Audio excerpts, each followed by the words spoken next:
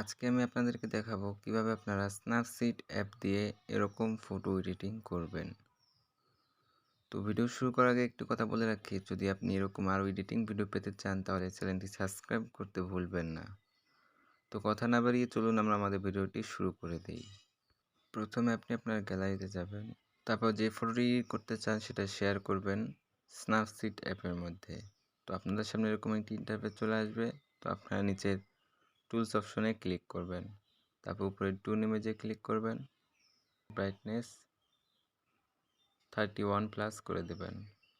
তারপরে contrast 22 plus করে দেবেন,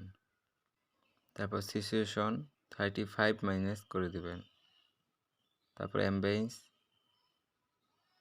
29 প্লাস করে দেবেন, তারপর হাইলাইট 23 প্লাস করে দেবেন, তারপর নিচে টিক চিহ্ন অপশনে ক্লিক করবেন, তারপর উপরে শেয়ারের পাশে ইরো অপশনে ক্লিক করবেন, ভিউটিতে ক্লিক করে টুন ইমেজে ক্লিক করবেন, তারপর এডিটে ক্লিক করবেন, তারপর এটাকে 100 করে দিয়ে ফটোটি জুম করবেন, তারপর ফটো স্ক্রিনে এটাকে লাগিয়ে দেবেন, তারপর নিচে টিক চিহ্ন অপশনে ক্লিক করবেন, তারপর ব্যাগে চলে যাবেন, তারপর আবার নিচে টুলস অপশনে ক্লিক করবেন, তারপর ভিনটেকে ক্লিক করবেন, তারপর এখান থেকে 12 নম্বর অপশনটি সিলেক্ট করবেন, তারপর এখান থেকে সিচুয়েশন ফুল মাইনাস করে দেবেন, তারপর নিচের অপশনটি 15 প্লাস করে দেবেন, তারপর নিচে টিক চিহ্ন অপশনে ক্লিক করবেন, তারপর উপরে শেয়ারের পাশে ইরো অপশনে ক্লিক করবেন, তারপর ভিউডিতে ক্লিক করবেন, তারপর ভিনটেকে ক্লিক করে এডিটে ক্লিক করবেন, তারপর নিচে অপশনে ক্লিক করে এটাকে 0 করে দিয়ে ফটোটি জুম করবেন, তারপর ফটোর স্ক্রিন থেকে এটাকে পরিষ্কার করে ফেলবেন।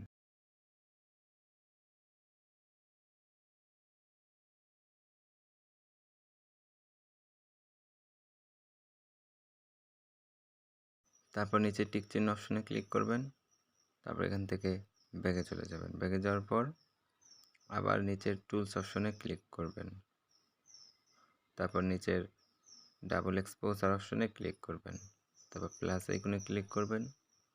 তারপর অ্যালবামে ক্লিক করবেন, তারপর এখান থেকে ব্যাকগ্রাউন্ড পিএনজি সিলেক্ট করবেন।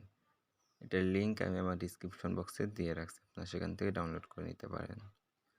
তো এটাকে ওভারলের অপশনে ক্লিক করে দেবেন, তারপর নিচে টিক চিহ্ন অপশনে ক্লিক করবেন, তারপর উপরে শেয়ারের পাশে ইরো অপশনে ক্লিক করবেন, তারপর ভিউডিটি ক্লিক করে ডাবল এক্সপোজার অপশনে ক্লিক করবেন, তারপর এডিটে ক্লিক করবেন, তারপর এটাকে 0 করে দেবেন, তারপর ফটোর স্ক্রিন থেকে এটাকে পরিষ্কার করে ফেলবেন।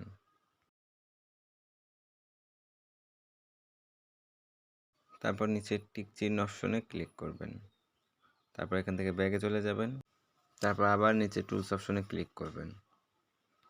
তারপর সিলেক্টিভ অপশনে ক্লিক করবেন, তারপর এখান থেকে প্লাস আইকনটি স্ক্রিন বরাবর রেখে এটাকে ছোট করে দেবেন, তারপর এটা ব্রাইটনেস বাড়িয়ে দিবেন এবং সিচুয়েশন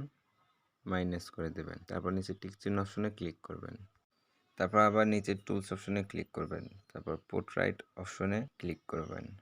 তারপর নিচে স্মুথ 2 অপশনটি সিলেক্ট করবেন, তারপর এখান থেকে ফেস সাপোর্ট লাইট 32 প্লাস করে দেবেন,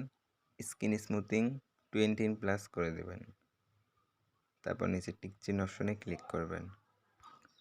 তারপর আবার নিচে টুলস অপশনে ক্লিক করবেন, তারপর ডাবল এক্সপোজার অপশনে ক্লিক করবেন, তারপর প্লাস আইকনে ক্লিক করবেন, তারপর অ্যালবামে যাবেন, তারপর এখান থেকে একটি পিএনজি সিলেক্ট করবেন, এটার লিঙ্কও ডিসক্রিপশন বক্সে দেওয়া আছে, আপনারা সেখান থেকে ডাউনলোড করে নিতে পারেন। তারপর নিচের অপশনে ক্লিক করবেন, তারপর লাইটিং অপশনে ক্লিক করবেন, তারপর নিচে টিক চিহ্ন অপশনে ক্লিক করবেন, তারপর আবার নিচের টুলস অপশনে ক্লিক করবেন, তারপর পোর্ট্রেট অপশনে ক্লিক করবেন, স্মুথ 1 অপশনটি সিলেক্ট করবেন, তারপর ফেস সাপোর্ট লাইট 15 প্লাস করে দেবেন, তারপর স্কিন স্মুথিং 14 প্লাস করে দেবেন, তারপর নিচের টিক চিহ্ন অপশনে ক্লিক করবেন। তো দেখুন আমাদের ফটোটি এডিটিং হয়ে গেছে, আগে কীরকম ছিল আর এখন কীরকম হয়ে গেছে। তো আপনি আপনার ফটোটি এভাবে এডিটিং করবেন। তো ভিডিওটি এই পর্যন্তই। যদি ভিডিওটি ভালো লাগে তাহলে সাবস্ক্রাইব করতে ভুলবেন না। ধন্যবাদ। আল্লাহ হাফেজ।